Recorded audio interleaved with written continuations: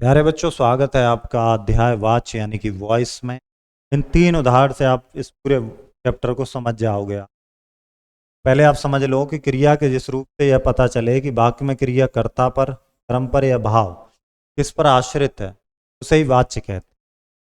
अब कर्ता के अनुसार है तो दीपा खाना खा रही है। कौन खा रही है? दीपा। कर्म के अनुसार दीपा से खाना खाया जा रहा, तो से या के द्वारा मिल जाएगा कर्म। भाव खाया नहीं जाता, ये हो गया भाव। वाच्य हो गए। इसमें कितने तरह के? 3। कर्तवाच्य, कर्मवाच्य और भाववाच्य। कर्तवाच्य क्या? जब क्रिया का कर्ता से होता और लिंग वचन के अनुरूप चले। जैसे कमल क्रिकेट खेलता, अगर कमला होती तो खेलती या कर देते, तो क्रिया कर्म कर्ता के आधार पर होगी ना। ये सब कर्तवाच्य के उदाहरण है। अब देखिए कर्मवाच्य, कर्म से हो जाए। जैसे पहलवान द्वारा कुश्ती लड़ी गई, तो किसके द्वारा? पहलवान द्वारा क्या लड़ी गई? कुश्ती। मरीज से दवाई पी गई, तो मरीज से मैडम जी द्वारा स्कूटी चलाई गई, शिक्षक द्वारा पाठ पढ़ाएगा। क्रिया जो है वो किससे बदल रही? शिक्षक से नहीं बदल रही, पाठ से पढ़ाया गया। अब आते हैं भाववाच्य। जब वाक्य में कर्ता कर्म दोनों में से किसी की भी प्रधानता ना हो, केवल भाव प्रधान हो, वहां भाववाच्य। जैसे गोमती से पढ़ा नहीं जाता, गर्मी से बाहर निकला नहीं जाता, निकला नहीं जाता। ठीक है। भाववाच्य में से द्वारा के द्वारा प्रसंगों में प्रयोग किया जाता है। ठीक है। अब बदलेंगे कैसे? वाच्य कर्तवाच्य से कर्मवाच्य। देखो, कर्तवाच्य में कर्ता के साथ से या के द्वारा परसर्गों प्रयोग कर दोगे, बदल जाएंगे। देख लो यहाँ पर उदाहरण। दादाजी अखबार पढ़ रहे हैं, इसे बदल दिया कर्म में, दादाजी से लगा दिया। तब शुभ ने आम खाया, तो शुभ के द्वारा आम खाया गया।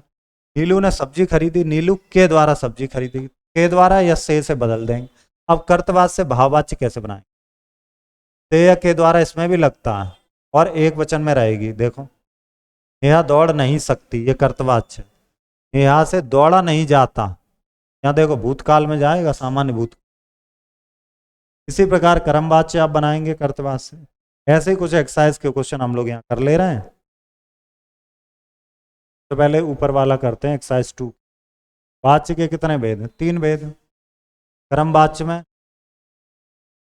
या कर्म के अनुरूप, और कर्तवाच्य में किसके अनुरूप होती है? क्रिया कर्ता के अनुरूप। कर्तवाच्य में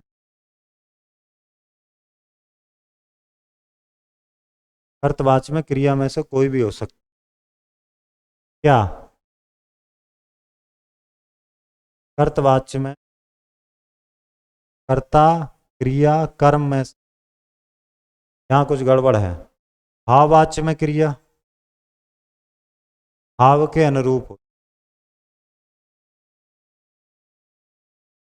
या कर्ता के अनुरूप। चलो, कोष्ठक में लिखे निर्देशों को पढ़िए, पढ़ते हैं हम लोग।